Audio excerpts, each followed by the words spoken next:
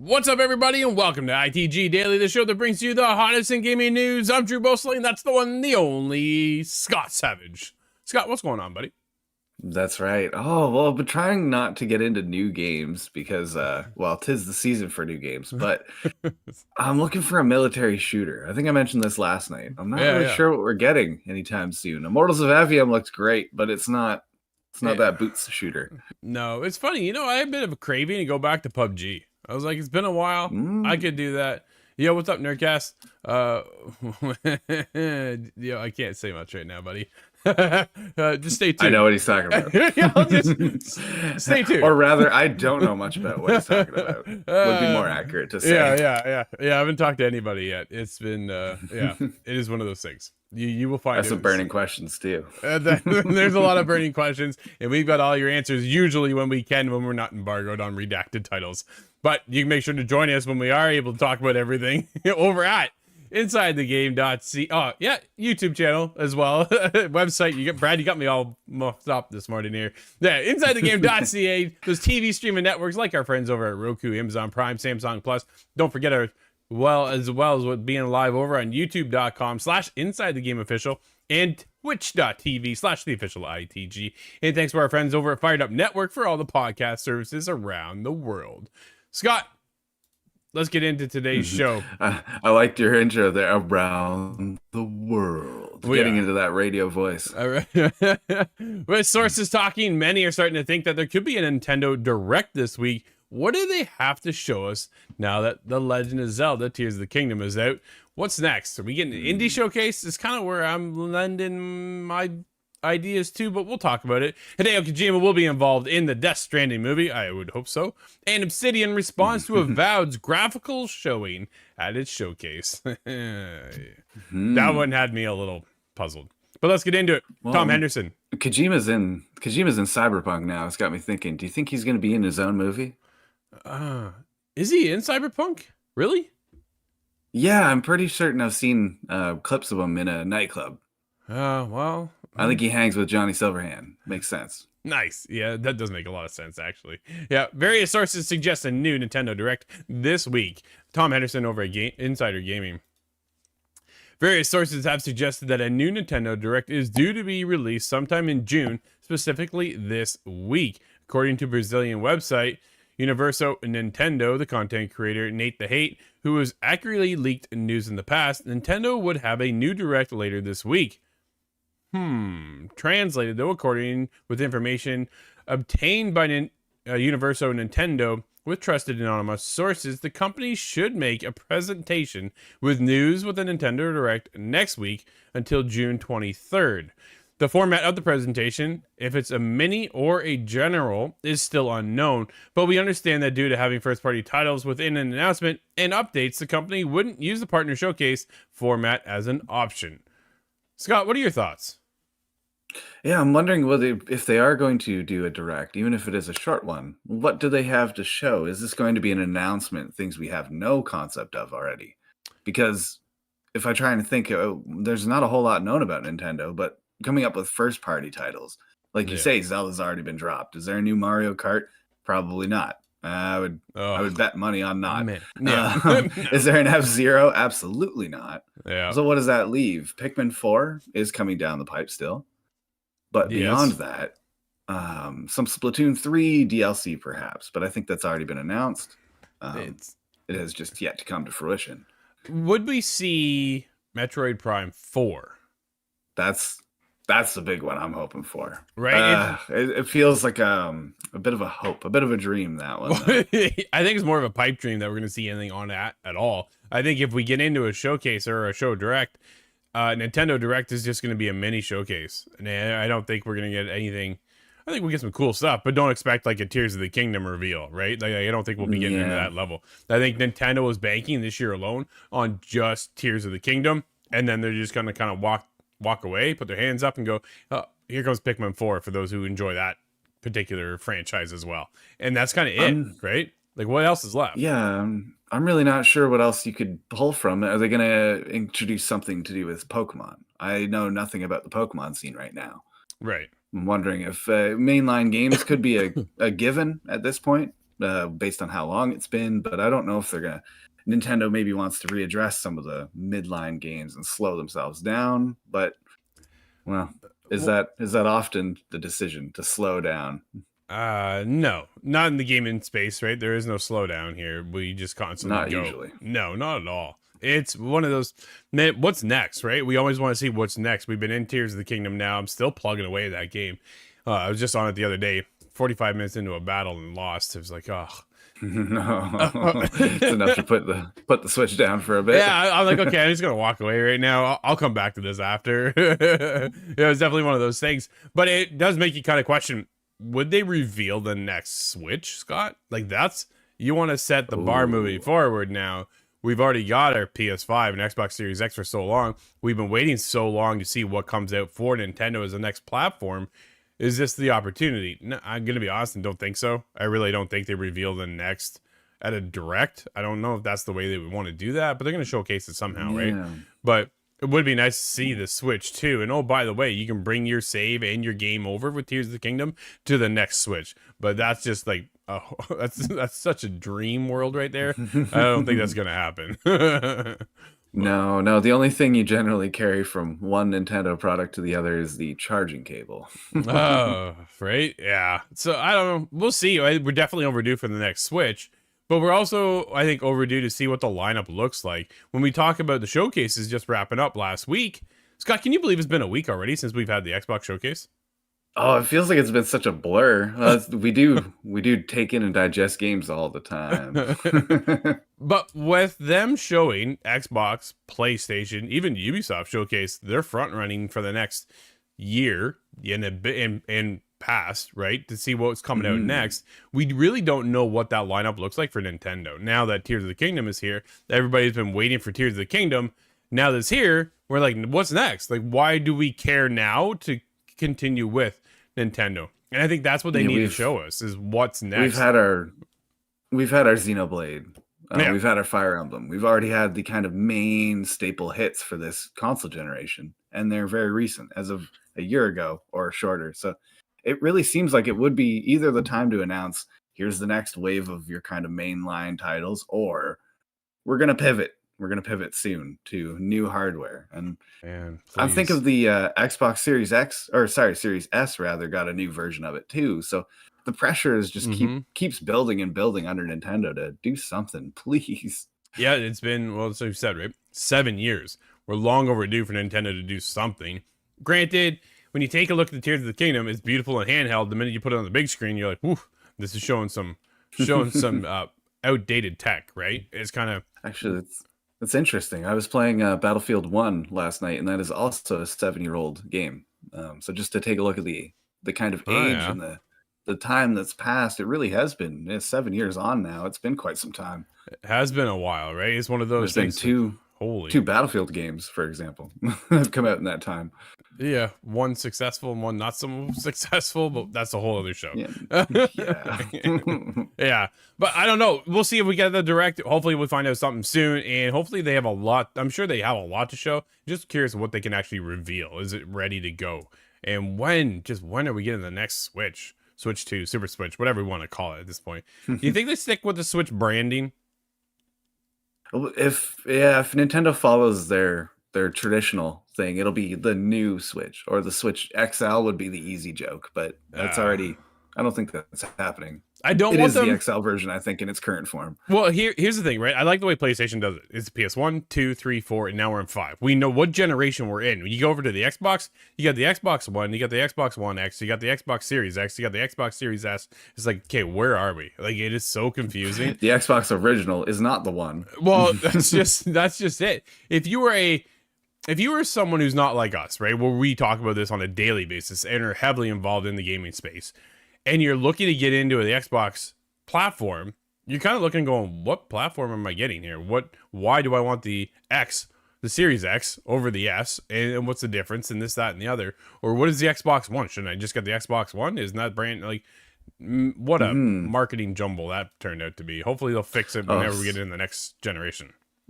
Especially if you're grabbing a secondhand, that's where it gets all really, really confusing, because prices are fluctuating constantly, and with so many different models, it is hard to keep track. Yeah, it's also hard to keep track of Hideo Kojima because he's on so many different projects right now, but he says he'll be deeply involved in the making of Death Stranding movie. Chris Scully over at VGC. It was expected that Kojima, who directed and designed the 2019, would have a typically hands-on role with the film, but it hasn't been clear to what extent this will be the case. Now, Kojima has attempted to clarify the situation by taking to Twitter to list his duties on the film. Just to be clear, quote, he explained, "I am deeply involved in producing, supervising, plotting, look, design, and content of the film adaptation of Death Stranding, just not in charge of directing," end quote. Scott, he pretty well got his hands in all of it, almost, right? Yeah, I think that's an interesting idea. Just kind of, he's going to ensure that everything rises to that quality, at least presumably, and then just kind of leaving that up to a director of his choosing. He must have some sort of trust in that director. Now, he is an absolute filmophile, so yes, it could be. He's be in good hands. He's such a visionary when it comes to the gaming industry, and we've known for years that he's wanted to get into the film side of it too, and we're starting to see so much of this transmedia crossover between games, television, film, and here we go again. Death Stranding, Man, I really would love a Metal Gear adaptation, but I know Konami owns that and Kojima's out of that and this, that, and the other, which is kind of, dude, it's so disappointing because that's the film we should really have. And oh, it'd be a longer series than the Lord of the Rings, though. it would go on forever. They can make a TV adaptation of Metal Gear, and I'd be down for that too.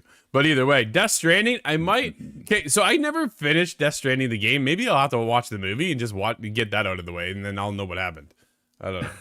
I think that's sort of my angle on it too. Although it is said to be that artistic experience, you're supposed to experience it for yourself, and being the player going through this kind of guided narration is definitely part of it. But I hope it has that magic. If I watch it, does it still have that magic where I beat it and I look down at the people who haven't beaten it and go, you just don't get it.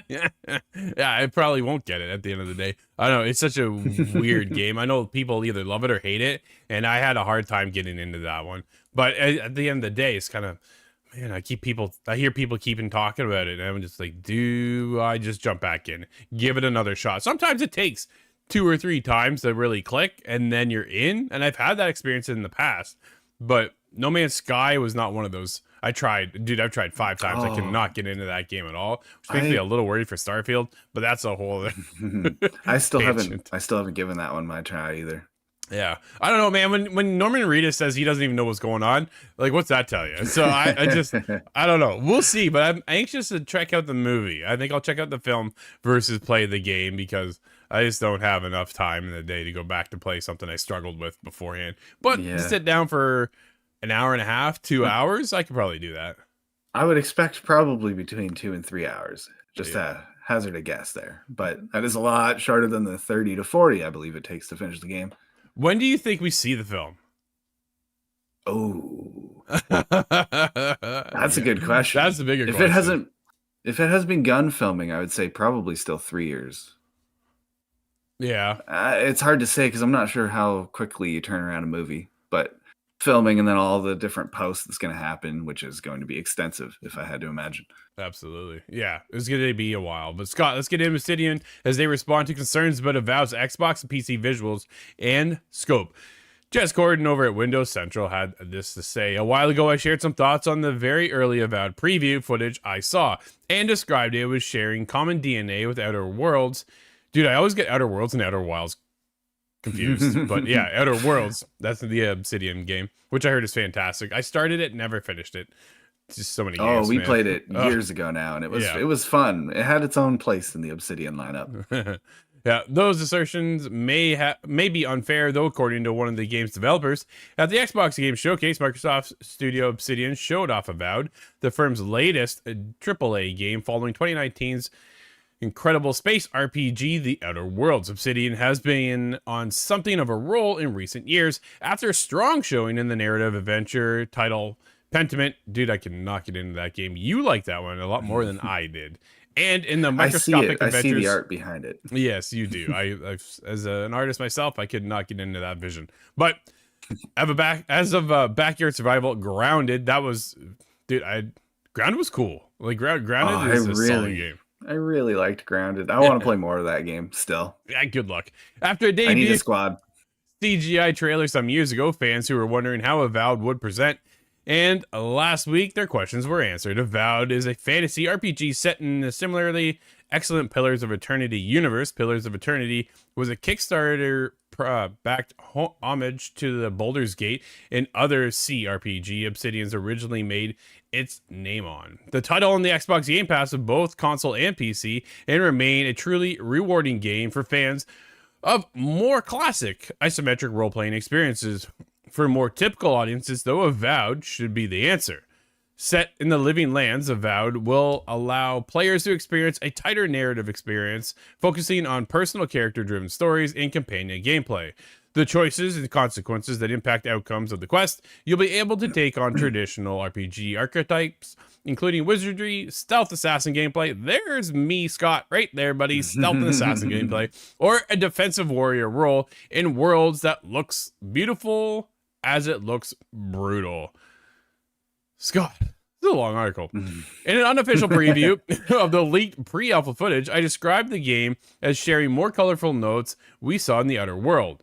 Some fans have taken exceptions with the brighter color palette, which wasn't present in the game's initial reveal CGI, nor the art style of Pillars of Eternity on a former called RPG Codex. And an apparently verified Obsidian developer going by the name Brewer Demon answered concerns about the community about the game's presentation and scope. Quote, the trailer fails to show off much in its 2-minute runtime. Well, dude, that is, you have 2 minutes. This is where you need to crush it to show us why we're hyped, right? Yeah, the hottest fizzle reel that you can summon. Yeah, absolutely. To clear up misconceptions, though, I'll say this. The game is big and open. It's unfair to compare it to Outer Worlds. I think Fergus is trying to keep expectations down in this case, which I think it is nothing alike. The studio that did the trailer did some compression of colors and image editing. The screenshots that have been released are much more representative of what looks like just running through it. They also appear to be totally random shots of the game. Oh, man. Scott, this is just, it seems like a misguided step in Xbox's presentation to what we're actually going to be receiving in the end. Yeah, it seems that it didn't convey exactly what the game is all about, which is already a bit of a surprise to some people because the colorful, that is something that it struck me out as odd. I thought it was a little more darker. A little more like Obsidian Skyrim, but that is not the case, it seems. A lot of the game is being kept hidden right now. I think you will have to wait until the next trailer or some sort of presentation to really see it. But it is safe to assume it is very Obsidian. No, the entire game isn't all bright and happy town. No, it's not at all in distinct visuals. There are a lot of chapters, quests, conversations, various game mechanics, big story, etc. Development is going well right now. Microsoft is allowing Obsidian free license to do as they will. And if it is a success or fails, it'll be on Obsidian's own terms. Interesting little approach there, Scott. I do appreciate that Microsoft's going, here, way you go. Do what you can. And just do what you do best, I think is really what it comes down to, right? Make sure you crush it. That's the best thing we could have heard about it so far. I think Pillars of Eternity is such a rich world that I hope that there's that kind of content brought to this title as well. Absolutely. So I think if development is going well, how far off are we still from getting this? I want to hopefully say about a year, but I think it's more like a year to 2 years. I think we're closer. I have a hard time accepting anything closer than a year away. I just have doubts. Yeah, no, for sure. Right. If you're used to following Obsidian and been into their games for a long time, you know how big and grand their scope their games are with options, opportunities, and so forth. That just expect something to be big, magical, and probably pretty cool at the end of the day. Whether it gets into some development trouble and you have a 2-minute trailer, like, man, you have to showcase what's going to get people excited. It says it's coming 2024, Scott, right? It said we're going to get it next year. I wouldn't be surprised to see this delayed until 2025, really. This is where I think it's going to land. I don't think we'll get it next year. Because of Obsidian and the scope regarding this game, that is quite possible. Yeah. Well, when you get into the bugs and the polish and all that kind of stuff, that's really where you find all the issues that you need to iron out. And sometimes those aren't present until you're probably the majority of the way through development and then start to see, hey, we're just not ready. And I think that's where, because we don't want another Redfall situation, right? That's the biggest thing coming out of Xbox. They need another. Nobody does. No, right? So we have Starfield this year. If it lines up properly, we do get Avowed next year. We also get Hellblade 2, which is another big staple for Xbox for next year, right? That'll be another big get if they're able to make it next year. Fable, I don't think we see for 2 years at least. So I want to see what the Coalition's working on. It would be easy to say Gears 6, but I don't think that's current. You don't think so? I think they're working on another Gears game. I think we get another Gears out of Coalition. I think that's I hope so soon, but I would like to see them kind of do their own IP. I'd love to see another Yeah, I'd like to see them branch out. We're starting to see a lot of the internal studios do that, right? We get Playground working on Fable. They're doing something completely different than the Forza Horizon series, which is fantastic. But I think the Coalition is just, they're kind of like 343. Your guys are making Halo, Coalition, you guys are making Gears, and that's just kind of how it's going to go. And I'm like, Yeah. Where you get into the PlayStation side, right? Naughty Dog, you did Uncharted. Well, actually, you did Jack and Daxter back in the day, but either way, now it's Uncharted. Now we're into The Last of Us, and now they're going into something else, like something completely different. We've heard, I believe it's fantasy, like fantasy, yeah, fantasy sci-fi, perhaps. So you can't keep doing the same thing over and over and over again, and then not get burnt out. And I think that's where we see 343 as a studio right now, just getting burnt out on trying to produce something for Halo that isn't working. It isn't gravitating. It's not pulling in the audience. And having Obsidian work on Outer Worlds. Told you I get confused with that one. Outer Worlds.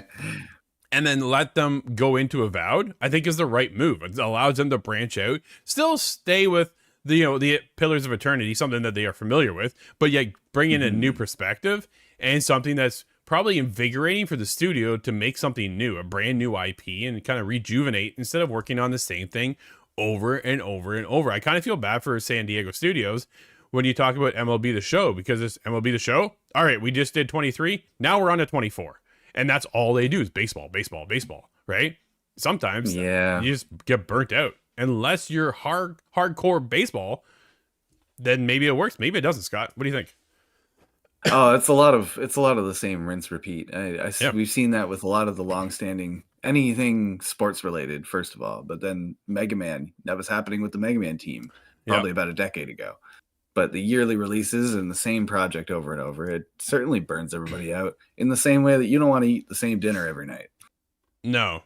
Like, as much as I like takeout food, I couldn't have takeout food every single day. I want a home cooked meal too, right? Like, yeah, takeout food is nice and easy. But after a while, man, I want some home cooked. Take it from me. Domino's hurts after the third time in the week. Man, I don't like Domino's. What is wrong with you? No. Yeah, the crust. I can't do it. I can't do it.